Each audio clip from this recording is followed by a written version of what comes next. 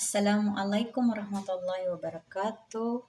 Today's video ay magluluto ako ng paksyon na isda.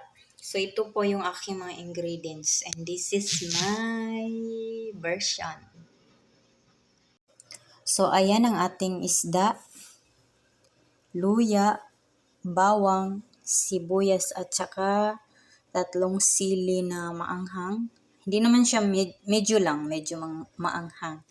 Then black pepper, asin at cube na kasi wala kaming piece cube eh. Okay na yan. So ngayon ay mag-start na tayo. So una natin gagawin ay ilagay ko muna yung ating isda sa kaldero. Ayan.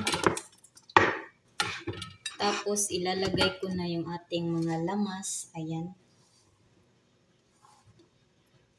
So very easy guys. It's so easy. So ngayon lagay natin yung mga seasoning. Ayan. Maglagay tayo ng vinegar. Ayan.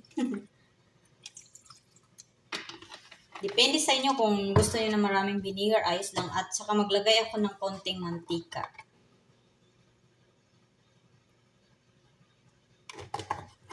So ngayon ilalagay na natin sa kalan. So ayan, maglagay tayo ng konting tubig. Konti lang, konti. So tatakpan na natin. Hintayin natin magkulo hanggang sa maluto. Ganon. Thank you for watching. Very easy. Thank you. Bye-bye.